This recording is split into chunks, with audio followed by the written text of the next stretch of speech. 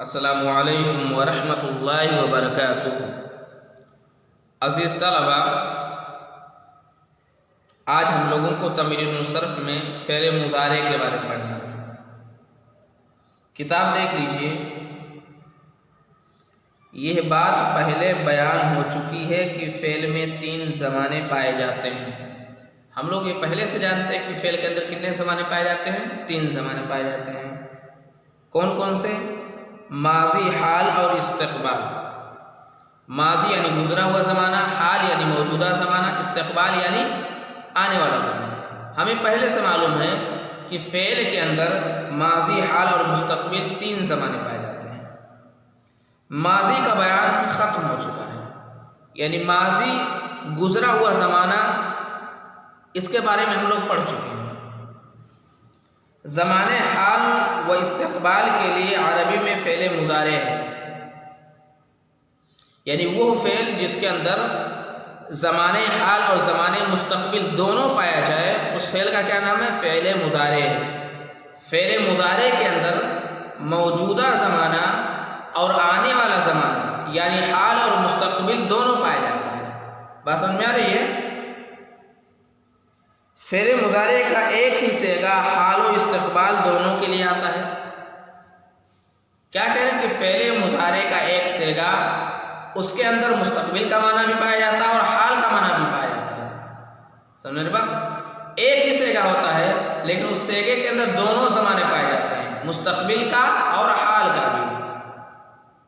جیسے یفعلو، وہ کرتا ہے یا کرے گا۔ یفعلو ایک صیغہ ہے نا، اس میں دونوں زمانے پائے جاتے ہیں۔ وہ کرتا ہے حال کا زمانہ، وہ کرے گا مستقبل کا زمانہ۔ یعنی فعل مضارع کا ایک صیغہ ہوتا ہے اور اس میں دونوں زمانے پائے جاتے ہیں، حال اور مستقبل دونوں۔ ینصر، وہ مدد کرتا ہے یا کرے گا۔ وہ مدد کرتا ہے، حال کا زمانہ پایا جا رہا ہے۔ وہ مدد کرے گا، مستقبل کا زمانہ پایا جا رہا ہے۔ یکتب، وہ لکھتا ہے یا لکھے گا۔ وہ لکھتا ہے زمانے حال، وہ لکھے گا زمانے مستقبل۔ معلوم ہوا کہ جس فعل سے زمانے حال و استقبال دونوں سمجھے جائیں وہ فعل مضارع ہے۔ ہمیں کیا معلوم ہوا؟ کہ وہ فعل جس سے زمانے حال اور مستقبل یعنی موجودہ زمانہ اور آنے والا زمانہ دونوں سمجھا جائے، اس فعل کا کیا نام ہے؟ فعل مضارع ہے۔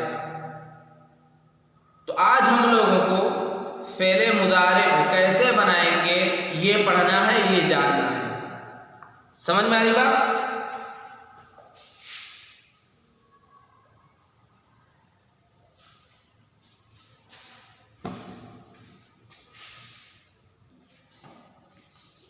جی یہ تو یہ فعل ماضی کی پوری گردان، فعل مضارع کی پوری گردان ہے۔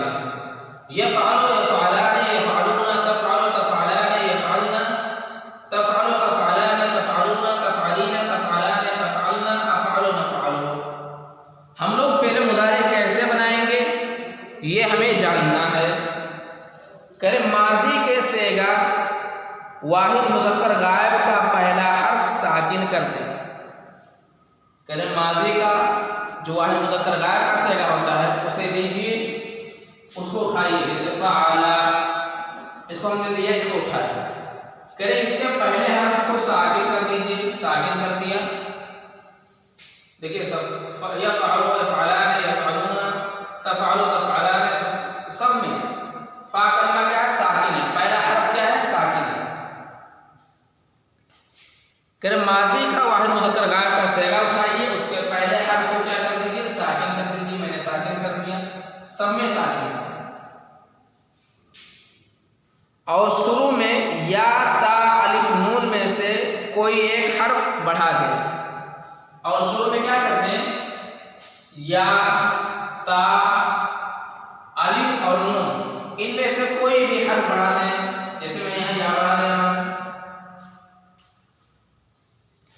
اور آخری حرف پر پیش لگا دیں، اور آخری حرف پر کیا لگا دیں؟ پیش لگا دیں، تو کیا بن جائے گا؟ فعل مضارع بن جائے گا۔ لیکن اس قاعدے سے فعل مضارع کا صرف 5 صیغہ بنے گا۔ کتنے صیغے بنیں گے؟ صرف 5 صیغے۔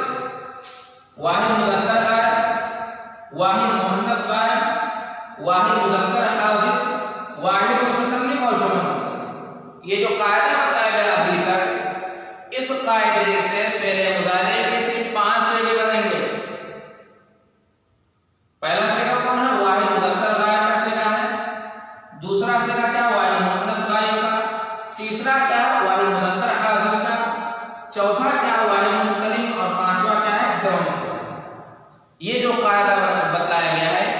اس قاعدے سے صرف ابھی 5 سیگے بنیں گے۔ کیا قاعدہ بتایا گیا ہے؟ فعل ماضی کے واحد مذکر غائب کا سیگا لو اور اس کے پہلے حرف کو ساکن کر دو۔ یفعل، تفعل، تفعل، افعل، نفعل۔ دیکھیے فا فا فا فا فا سب کو ساکن کر دیا۔ پھر کیا بتایا گیا ہے کہ شروع میں الف، تا یا نون میں سے کوئی ایک حرف لے آؤ۔ یہاں یا لے آیا ہوں، یہاں تا لے آیا ہوں، یہاں تا لائے ہیں، یہاں الف لائے ہیں، یہاں نون لائے ہیں۔ تو شروع میں ان چاروں حروف میں سے کوئی ایک حرف لیں۔ واحد مذکر غائب میں یا لایا گیا ہے، واحد مؤنث غائب میں تا لایا گیا ہے، واحد مذکر حاضر میں تا لایا گیا ہے، واحد متکلم میں الف لایا گیا ہے اور جمع متکلم میں نون لایا گیا ہے۔ پھر آگے کیا کہہ رہے ہیں؟ آخری حرف پر پیش لگا دو۔ آخری حرف پر پیش لگا دیا، آخری حرف پر پیش لگا دیا، آخری حرف پر پیش، آخری حرف پر پیش ہے نا جی۔ تو اس قاعدے سے فعل مضارع کے کتنے سیگے بن گئے؟ 5 سیگے۔ کون کون سے؟ واحد مذکر غائب، واحد مؤنث غائب، واحد مذکر حاضر، واحد متکلم اور جمع متکلم۔ سمجھ میں آ رہی بات؟ یہاں تک ابھی ہم لوگ جانیں گے کہ ابھی ہم نے فعل مضارع کے صرف 5 سیگے بنائے ہیں۔ آگے کچھ اور بتلا رہے ہیں، اس کے بعد میں پھر بنانے کا قاعدہ بتلائیں گے۔ آگے یہ بتلا رہے ہیں کہ یہ جو علامتیں بتلائی گئی ہیں فعل مضارع کی، الف، تا یا نون، یہ کس کس سیگے میں آتا ہے، اس کے بعد میں پھر بنانے کا قاعدہ بتلائیں گے۔ ہم نے ابھی 5 سیگا بنانے کا قاعدہ جان لیا، اس کو ایک کنارے کر دیجیے۔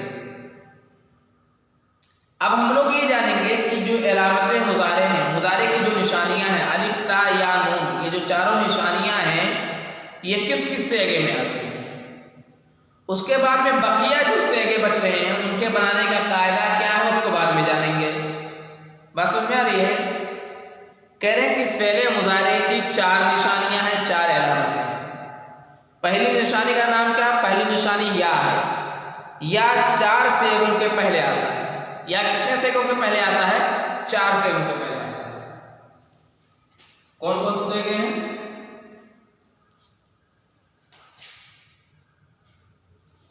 پہلا واحد مذکر غائب کا سیگا، دوسرا ہے تثنیہ مذکر غائب کا سیگا، تیسرا ہے جمع مذکر غائب کا سیگا اور چوتھا ہے جمع مؤنث غائب کا سیگا۔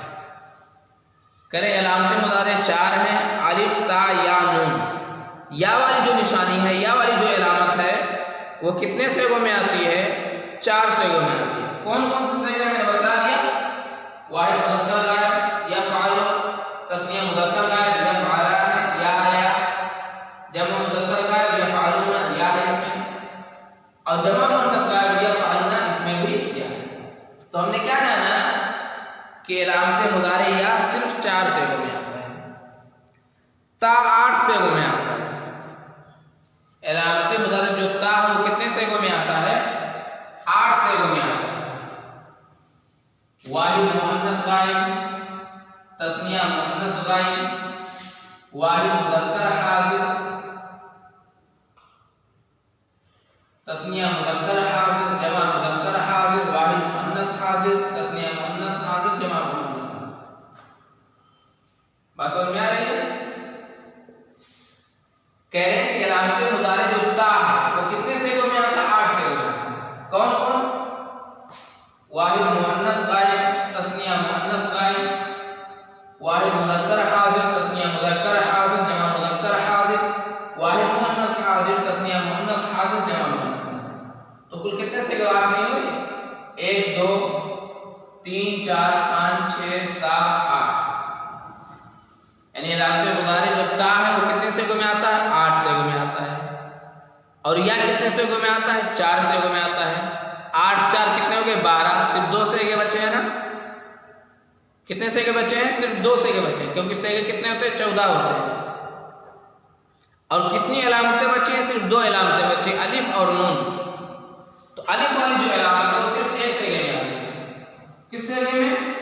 واحد متکلم کے سیگے میں لکھا جائے۔ نون کی جو علامت ہے وہ صرف 1 سیگے میں آتی ہے، اور وہ کس میں؟ جمع متکلم میں۔ بات سمجھ میں آ رہی ہے؟ آ گئی جی. ہم نے کیا جانا؟ ہم نے یہ جانا کہ علامت مضارع 4 ہیں، مضارع کی نشانیاں 4 ہیں، الف تا یا نون.